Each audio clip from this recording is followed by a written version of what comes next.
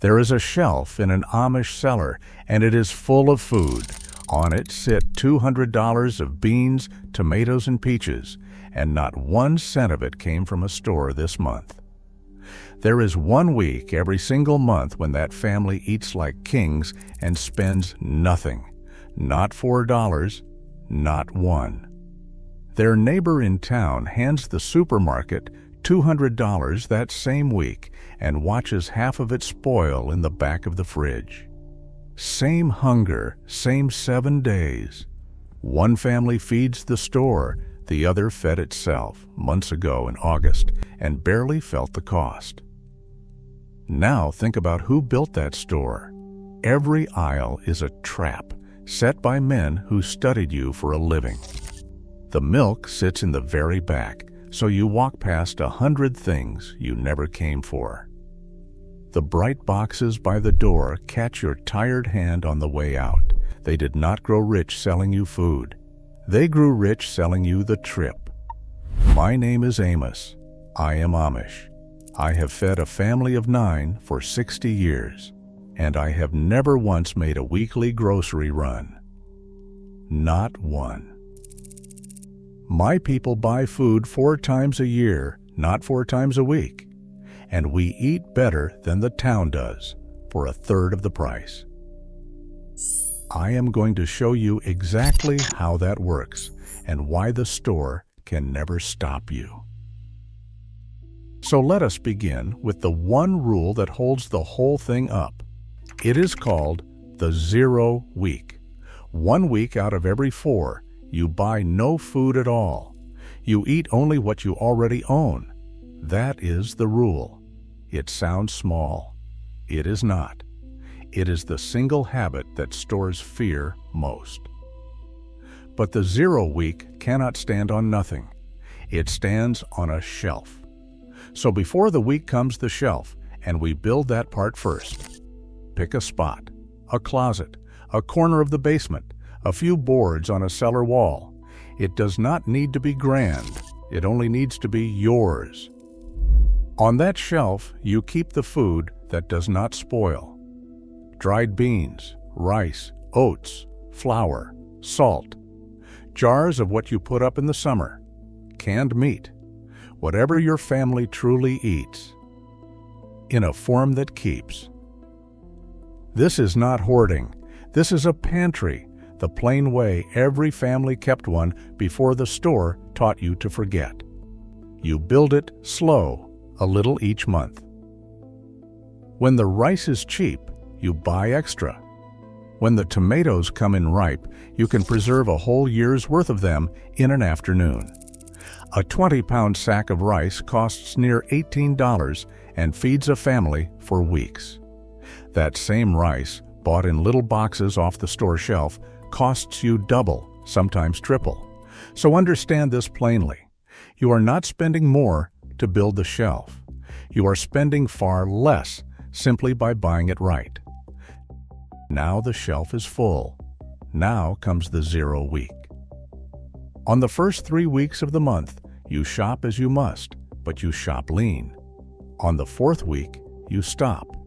You cook from the shelf, the freezer, and the garden, and you spend not 1 cent. The beans become soup, the flour becomes bread, the jar of peaches becomes Sunday supper.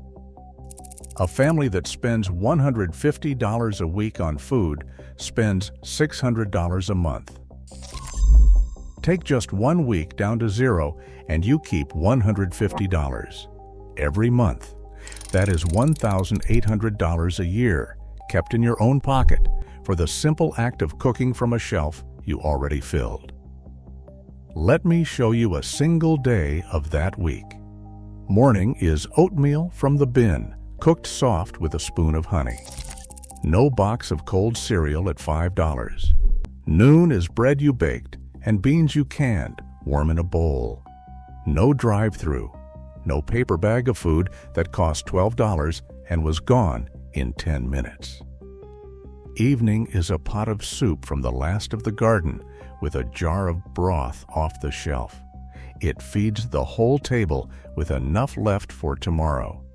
The store had no part in that day. Not $1 crossed its counter, and not one soul went to bed hungry. That is the 0 week on a plain Wednesday.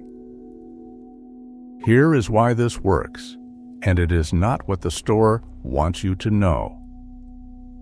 The store does not make its real money on the food you plan to buy. It makes its money on the trip itself. Every time you walk through those doors, you walk out with more than your list. A gallon of milk, and somehow $40 are gone. That is no accident. That is a building designed to empty your pockets, aisle by aisle. Cut your trips from 4 a month down to 3, and you have cut a whole week of those tired, bright light mistakes. The 0 week does not only save you the food money, it saves you from the store. And there is a deeper thing at work here. Food you can see, you will eat. Food shoved to the back of a cold fridge, you will forget. And forgotten food rots.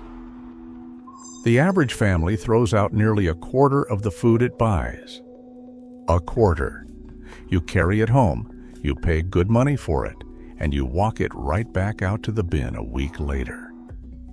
The shelf fixes this. You eat down what you already have before you buy any more. Nothing hides in the dark. Nothing spoils unseen. The 0 week forces you to finish what you started, and a finished jar is money you did not throw away. Now let me kill the lie they taught you, because that lie keeps good families poor. They tell you that you must eat fresh, that any food more than a few days old is somehow beneath you, that a full pantry is a thing only strange and fearful people keep. That is a story, and the store wrote every word of it. A story built to need you back through the door every 3 days. Your great-grandmother kept a cellar that fed 8 souls through a long, hard winter. She did not run to a store in the snow. She ate like a queen off jars she sealed in August. Dried beans last for years. Canned tomatoes last for years. A sack of rice will outlive the man who buys it. The food on that shelf is not old. It is ready. There is a wide difference between the two, and the store has spent millions of dollars teaching you to forget it. Now, here is how you make this work for your whole life, so the shelf never runs dry, and the store never owns your week again. The first rule is the list rule, and it is the wall at the door. You do not enter a store without 2 things in your hand, a written list and a set amount of cash in an envelope. The list is what you need. The envelope is all you are allowed to spend. When the cash runs out, you are finished, even if the cart is not full. No card. No, just this once. A man who shops with a list and $40 spends $40. A man who shops with a card and a wandering eye spends $70 and calls the extra $30 a few things we needed. Same trip, same family. One brought a wall to the door, the other left the door wide open. The second rule is the source rule. You buy the plain things in bulk, and you cook from scratch. The store sells you wheat in the shape of a $4 loaf of bread. That same flour, bought in a sack, makes the very same loaf for under $1.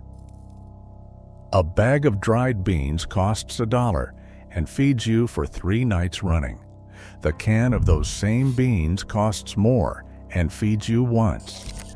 Every box on that shelf, every meal already cooked for you, carries a hidden tax. They call it convenience, but it is the substitute they sell you, a markup wearing a friendly name. Buy the raw thing. Do a little of the work yourself. The work is 1 quiet hour. The savings are $1,000 a year. The third rule is the growing rule, and it is the one the store cannot follow you into. You do not need a farm. You need a row. A few tomato plants, a patch of greens, a pot of herbs on a windowsill. One tomato plant costs $2 in the spring and gives you $40 of tomatoes by the fall. Then you preserve what you grow. You can it, you freeze it, you dry it for the winter. A garden that costs you $30 in seed fills a shelf worth hundreds by the first snow. And here is the quiet wonder of it. The store charges you the most for the very things that are the easiest to grow. You step clean around the charge simply by stepping into the dirt. And the preserving is where the real money hides. A bushel of tomatoes at the peak of summer costs almost nothing.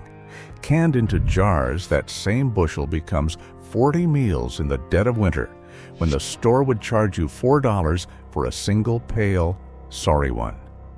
You are not only growing food, you are buying summer at its lowest price and spending it in February, when every price in that store has climbed.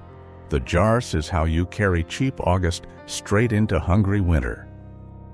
The fourth rule turns the screws on waste. You cook once and you eat twice. The pot of soup is 3 suppers, not 1. The roast on Sunday becomes sandwiches on Monday and a pot of broth on Tuesday. Nothing leaves that kitchen for the bin. The bones make the stock. The stale bread makes the pudding. The peels and trimmings feed the garden that feeds you the next year. Nothing is wasted on an Amish table. It is all just food that has not finished its work. The family that wastes nothing eats the same good food for half the money, because half of what most folks pay for, they carry straight to the trash. You are not eating less. You are wasting less. There is a wide world of difference between those two, and that difference alone is worth $1,000 a year. Now put the 4 rules together and look at what you have built. The list rule means you never overspend at the door. The source rule means every dollar buys you twice the food. The growing rule means the shelf fills from your own dirt for pennies. And the waste rule means nothing you paid for ever rots in the dark. That is not a coupon. A coupon saves you $1 while the store quietly takes 10. This is a system. A coupon begs the store for a little mercy. A system makes you free of the store entirely. And let me put a real number on it, because numbers do not lie. The 0 week alone keeps near $1,800 a year. The source rule, buying raw and cooking from scratch, keeps 1,000 more. The garden gives back hundreds for a handful of seed. And the waste rule saves another 1,000 from the bin. Add it up with a plain pencil. A family that lives by all 4 keeps $3,000, $4,000, even $5,000 in a single year. Not by eating less, not by going without. By stepping around a machine built to take it. That is a year of rent. That is a child's whole winter of boots and warm coats. That is real money. And it was sitting in your own kitchen the whole time, waiting for you to stop handing it to the store. Let me tell you where I learned all of this, because I did not read it in any book. I learned it in a cellar, standing beside my mother when I was a boy. Every August, our kitchen turned hot as a forge. My mother stood over a great steaming pot, and the whole family worked the line. We washed, we peeled, we packed the jars and sealed them, one after another, until the table could hold no more. Then we carried them down to the cellar and set them on the shelf, row by careful row, while the lamplight caught the glass and made it glow. By the first snow, that shelf held 400 jars. It fed 9 of us all the way to spring. I can still see her on those long August nights, too tired to stand straight, sealing one last jar by lamplight before she let herself sleep. She never skipped it. Not in a good year, not in a lean one. It was as steady as a prayer. And that steady summer work did for us what no store has ever done for the town. It bought her a whole winter of peace. I asked her once why we worked so hard in the heat, when the store in town had food on every shelf, ready and easy and clean. She did not answer me right away. She wiped her hands on her apron. She looked at the long rows of jars for a good while. Then she said a thing I have carried for 60 years. When the shelf is full, she said, "No man owns my table. I do not care what the store charges. I do not care if the road floods or the work runs thin. We eat." A full cellar is a year I do not have to fear. I saw her words proven true the winter I turned 12. The work dried up that year, and my father brought home almost nothing for 3 long months. In town, families lined up and went into debt at the store just to keep food on the table. We did not. We walked down to the cellar and we ate stewed tomatoes, beans, and warm bread, dried apples on a Sunday. We never missed a single meal, not one, because the shelf. My mother, filled in August, did not care that the work had stopped. That was the winter I stopped laughing at the jars. I did not understand her then. I was a boy, and the store was bright, and the canning was hard, and the children in town laughed at our jars. It took me many lean years and more than one hungry winter watching others go without to finally see what she saw all along. A full shelf is not really about food. It is about the morning you wake in a hard month and know deep in your chest that your children will eat no matter what comes. It is the cruel boss you can walk away from because your belly does not hang on his next check. It is the storm you watch through the window without a knot in your stomach because the cellar is full and the store can keep its bright and empty aisles. The world will tell you this way is old, foolish, a thing only for strange and backward folks. They have to tell you that. Their whole house of glass and markup falls down the day you stop needing the trip. They have made you believe that hunger is always just 3 days away, that you must come back and come back and come back again. That is a leash. And they have dressed it up to feel like convenience. But there is an older way, and it still holds true. A full shelf, a long row of jars, a family that owes no store its supper. That is not poverty. My mother never once had a rich year in her whole life. She also never once feared an empty plate. And that is not wealth either. It is something far better than wealth. It is freedom. Number 17, meatloaf with tomato glaze and green beans. So let me ask you plainly the way I would if you sat across the table from me tonight. How much do you spend on food in a single week? Be honest, even if that number stings a little.